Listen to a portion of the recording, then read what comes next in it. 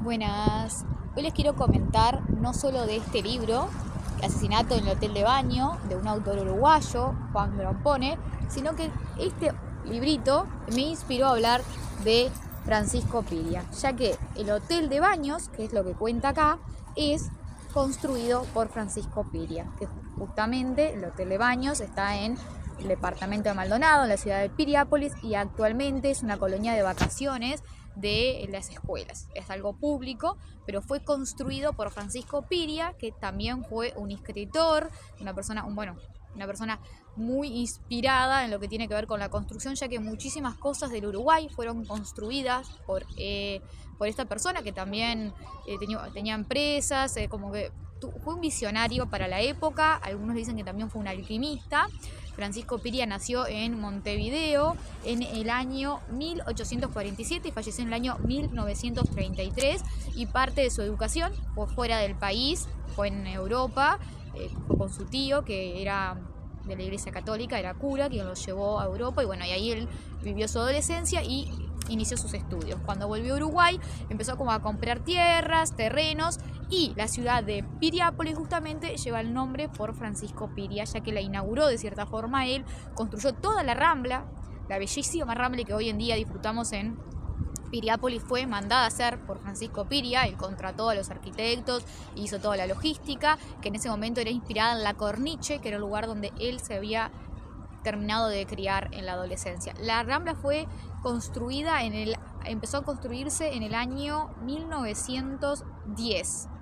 También el hotel argentino, que también está en Piriápolis, que es una construcción hermosa, es un hotel precioso, también es construido por Francisco Piria, y la construcción es del año 1911, si no me equivoco.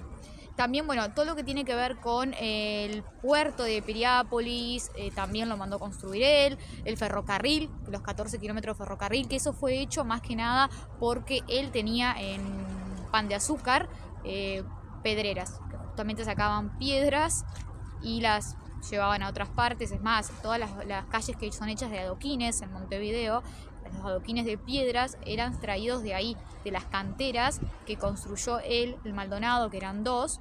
Si bien, bueno, había mucho ahí trasfondo con las personas que trabajaban, que había un sindicato muy fuerte, habían muchos italianos y demás, que tenían algunos conflictos con Francisco Piria y tenían que tener muchas negociaciones.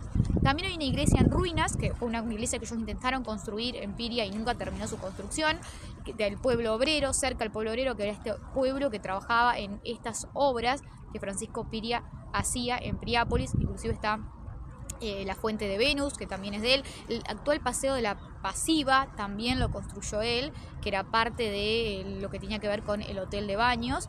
Y bueno, y el tan famoso, el castillo de Piria, que también está en Piriápolis Maldonado, que es una construcción hermosa. Y bueno, y supuestamente dicen que fue como una competencia entre el castillo Pitamilio y el castillo de Piria, quien lo construía primero. También en Montevideo está la actual Suprema Corte de Justicia, era la casa donde vivía Francisco Piria, que bueno, vivió parte en Maldonado, en el castillo de Piria, él con su señora, su esposa y sus 3 hijos. Y bueno, y luego también tenían la casa en Montevideo. Construyó muchísimos barrios en Montevideo, por ejemplo el barrio Maroñas, y muchísimos otros fueron inspirados y construidos por Francisco Piria. Y bueno, también se dice que lo que tiene que ver con 3 obeliscos que hay en Uruguay, que 2 están en Montevideo y 1 en Rivera, que forman como un triángulo, que sería un triángulo energético del Uruguay.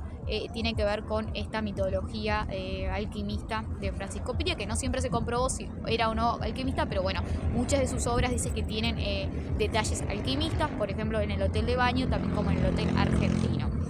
Tiene quizás muchísimas más obras, construcciones y demás, que en mi caso desconozco, quizás ustedes las pueden conocer y me las pueden decir. Yo anoté, bueno, algunas de ellas acá para no olvidarme, y también decirles que actualmente está enterrado en el cementerio del Buceo. En su tumba dicen él y ella.